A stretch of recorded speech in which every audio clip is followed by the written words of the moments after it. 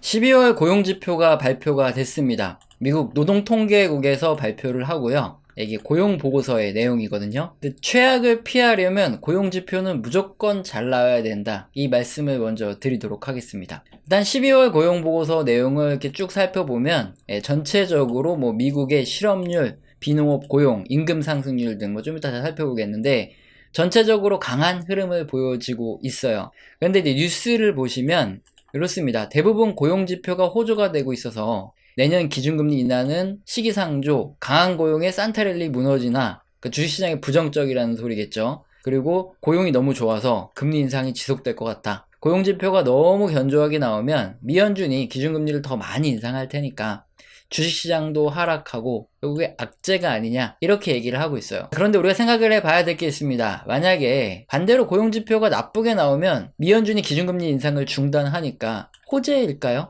아닙니다. 자, 이번 12월 발표된 미국의 실업률을 볼게요. 3.7%로 나왔습니다. 자연 실업률을 4% 정도로 보고 있는데 3.7%면 아주 낮은 상태예요. 미국의 고용 상황이 아주 강하다. 이걸 알 수 있거든요. 자, 그런데 우리가 알아둬야 될 게 있습니다. 미국 실업률의 장기 차트를 먼저 볼게요. 1980년부터 최근까지 미국 실업률의 장기 차트인데 세로의 이 회색 선이 역사적인 경기 침체 구간들이에요. 이때 보시면 실업률이 최저 수준에 이렇게 머물다가 갑자기 다 튀어오릅니다. 여기도 그렇고 전부 다 급격하게 실업률이 치솟아 오르는 거 볼 수 있죠. 이렇게 실물 경제가 나빠졌다, 모두 다 경기 침체가 왔다를 체감할 수 있을 정도가 되면 정말 한꺼번에 나빠지는 게 고용지표라는 말입니다. 물론 잘 보면 고용에서 조금씩 미세한 변화들은 이렇게 천천히 나타나긴 합니다. 하지만 일반적으로 이제 고용이 나빠졌다, 그렇게 발표되는, 그러니까 언론에서 고용이 나빠졌다 이렇게 나오는 시점은 언제냐? 경기 침체고 난 후에야 고용이 본격적으로 나빠진다는 거예요. 그래서 미세한 변화를 캐치하는 게 중요하고, 오히려 고용이 확실히 나빠졌다 다들 말하는 순간 이미 경기 침체가 오고 있는 국면이기 때문에 오히려 더 주의를 해야 되는 거죠. 이번 12월에 발표된 미국 비농업 고용자 수가 26만 3천 명이 증가했습니다. 전문가들의 예측치를 컨센서스라고 하죠. 이거보다 훨씬 높게 나왔다. 그래서 고용시장이 여전히 강하다, 이런 평가가 나오고 있어요. 이렇게 좋다, 이런 얘기가 나오고 있는데 과연 그럴까, 이것도 의심을 해봐야 되겠죠. 미국 비농업 고용지표 같은 경우에는 몇 명이 증가하고 줄었냐, 이게 중요한 게 아니라 전년 동기 대비로 어떻게 변화를 하고 있냐, 이게 중요해요. 그런데 1990년부터 최근까지 역사적인 변화율을 보겠습니다. 비농업 고용 변화율이 전년 대비 계속 떨어지는 이런 와중에 전부 다 경기 침체가 터졌죠. 그리고 실제로 증가율이 이렇게 마이너스로 떨어지는, 전년보다 비농업 고용이 더 줄어드는 이런 시점들은 대부분 경기 침체가 확실하게 왔던 구간들이에요. 따라서 비농업 고용 지표에서도 우리가 알 수 있는 거죠. 미세한 변화, 즉 전년 대비 증가율이 점점 낮아지는 이런 미세한 변화는 나타나지만 실제로 고용이 나빠졌다, 이렇게 언론에서 보도되고 모두가 체감되는 시기는 이미 경기가 침체되어 있는 시기다. 그래서 고용지표가 오히려 나빠졌다는 얘기가 들리면 미연준이 기준금리 인상을 못하기 때문에 주식시장의 호재가 아니라는 거죠. 즉 경기 침체가 임박해지고 있다는 최대 악재라는 소리입니다. 그래서 지금 고용지표가 너무 강하게 나와서 주식시장의 악재다, 이렇게 얘기하는 건 잘못된 거고, 오히려 최악의 상황을 피하려면 지금은 고용지표가 계속 잘 나와야 되는 이런 상황입니다. 자, 그럼 고용지표가 계속 잘 나와야 되는 이유 두 번째를 알아볼까요? 지금 미연준은 어떻습니까? 고용지표를 보고 기준금리를 결정할까요? 아니면 발표되는 물가지표를 보고 기준금리를 결정하고 있습니까? 자, 이게 지난 1960년대부터 1980년대까지 미연준의 기준금리입니다. 지난 1960년대부터 인플레이션이 심해졌어요. 그래서 기준금리를 올렸다가 경기가 조금 나빠진다 싶으면 바로 내리고, 또다시 인플레이션이 더 심해지니까 기준금리를 더 높게 올려요. 그러다 조금 뭔가 나빠진다 싶으면 바로 내리죠. 그리고 인플레이션이 더 심하게 높아지면 또 바로 기준금리 올렸다가 또 경기 침체된다 싶으면 내리고, 이거를 계속 반복하는 과정에서 어떤 일이 생겼냐? 사람들의 기대 심리죠. 어차피 미연준은 뭔가 경기 침체된다 싶으면 돈 풀기를 또 할 거니까 인플레이션은 계속 심해질 수밖에 없다, 이런 심리가 고착화가 된 거예요. 그러다 보니까 계속 기준금리를 더 높게 올려야만 했고,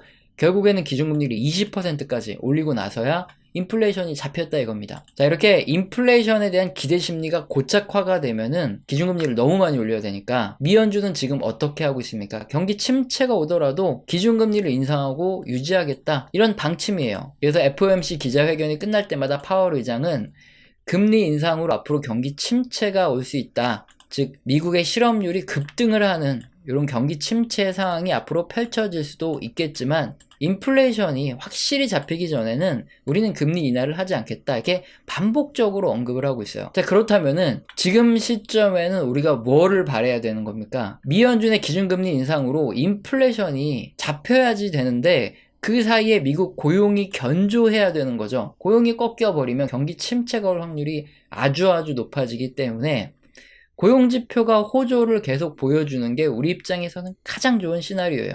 즉 주식시장에서 가장 좋은 호재거리라는 거죠. 그러면 가장 베스트한 시나리오는 뭡니까? 만약 앞으로 고용시장이 계속 유지되는 상태죠. 강한 고용이 계속 유지되는 상태에서 인플레이션이 좀 더 빨리 잡히면 진짜 가장 좋은 시나리오입니다. 그러면 이제 주식시장이 이 정도 반등했는데 한 요 정도까지도 더 반등할 수 있어요. 왜냐? 인플레이션이 싹 사라져버리는 그런 경기 호황 상태로 복귀를 하기 때문이죠. 물론 그런 상황에서 미연준은 기준금리를 뭐 섣부르게 빨리 낮추지는 않을 거예요. 왜냐면 경기 호황이 지속되고 있으니까. 만약에 그런 상태가 됐다 그러면은 이제 주식을 저점 매수 들어가야 될까요? 아니죠. 실물 경기는 지금 어떻습니까? 호황을 다 맞았어요. 그리고 지금 둔화가 되는 와중입니다. 그 과정에 역사적으로 인플레이션이 잡혔고 기준금리 인상이 중단되고 그러면서 한번 주식시장에 랠리가 나왔던 사례는 많아요. 하지만 그 이후에 대부분 경기 침체가 터질 만한 사건이 빵 터졌고 그 다음에 주식시장이 폭락을 했던 사례가 굉장히 많습니다. 그래서 정말 베스트한 시나리오로 고용시장이 계속 강한 상태에서 인플레이션 좀 빨리 잡히더라도 우리는 주식을 적극적으로 매수를 해야 될까요? 적극적으로 매수할 타이밍은 아니죠. 우리가 주식을 적극적으로 매수해야 될 시점은 언제입니까? 실업률을 보면 또 답이 나오죠. 침체 이후에 높아진 실업률이 급격하게 추세적으로 낮아지는 이런 시점들이 항상 있습니다. 그런 시점들에 우리는 매수를 적극적으로 했었죠. 제가 2019년부터 유튜브를 시작한 것 같은데 그때 미국 실업률이 이렇게 추세적으로 낮아지는 시점, 과거 차트들 말씀드리면서 이럴 때 적극적으로 매수하고 있다, 분할 매수 중이다 이 말씀 방송으로 드렸던 거 기억나실 거고, 자 그럼 비농업 고용이 어떤 시점에 우리가 적극적으로 매수해야 되죠? 경기 침체가 와서 이렇게 푹 꺼집니다. 그랬다가 회복되는 이런 시점들, 이런 시점들에 우리가 주식을 적극적으로 매수해야 될 시점이죠. 앞으로도 푹 꺼졌다가 다시 올라가는 그런 시점들에 우리가 적극적으로 매수를 해야 되지, 지금처럼 이렇게 애매한 구간들에는 마지막에 나오는 랠리의 가능성이 크기 때문에 적극적으로 매수하는 게 아니라 뭐 주식을 보유하고 있다면 그걸 잘 정리하고 뛰어내리는 구간으로 삼아야 된다는 거죠. 마지막으로 평균 노동시간 지표도 함께 살펴보죠. 일단 전체적으로 노동시간이 감소하고 있다 이 말은 보통 경기 침체 때 나타나는 이런 현상들이기도 합니다. 노동시간이 점점 줄어든다 그러면 좋은 뉴스는 아니에요. 반대로 노동시간이 증가한다, 이게 초창기에 많이 발생하는데 이거는 주식시장이 좋아진다는, 즉 적극적으로 매수해야 된다는 소식입니다. 이유를 한번 알아볼까요? 우선 경기가 나빠졌다가 슬슬 경기가 회복되는 국면이 시작된다 하겠습니다. 그러면 고용주들 입장에서는 어떻게 할까요? 대표님들 입장에서는 갑자기 경기가 회복되는 것 같다 이런 생각이 든다고 바로 인원을 채용하나요? 아니죠. 최대한 짜냅니다. 그래서 어떻게든 노동시간을 좀 더 늘려가지고 데리고 있는 인원들한테 뭐 야근을 시키든 어쨌든 이게 계속 데리고 있는 인원만 가지고 어떻게든 물량을 공급하려고 애쓰죠. 그렇게 해서 물량을 조달합니다. 그러다가 어느 정도 이제는 경기가 확실히 회복됐구나 싶은 시점부터 점점 인원을 늘려주죠. 그렇게 하다 보면 어느 순간이 되면 평균 노동시간은 거의 일정한 수준을 유지하게 돼요. 반대로 경기가 둔화될 때 노동시간이 왜 줄어들까요? 이유는 뻔합니다. 인력을 자르기도 하지만 쉽게 또 결정을 내리기 힘듭니다. 그럴 때는 뭐 야근도 못하게 하고 이렇게 저렇게 노동시간을 줄이면서 대응을 하고, 그러면서 계약직이라든가 이제 비숙련공 먼저 잘라내고요. 마지막에 정말 경기가 너무 어려워서 인력 감원이 절실하다 그럴 땐 숙련공을 줄이기 전에는 또 노동시간을 확 줄여가지고 그에 따라서 좀 이렇게 고통을 분담하자, 좀 덜 가져가자 이렇게 한 후에 그 다음에도 경기가 계속 침체되면은 이제 인원을 해고하는 이런 절차에 들어가기 때문에 경기가 둔화될 때는 점점 노동시간이 감소합니다. 지금 보시면 노동시간이 계속 감소하고 있어요.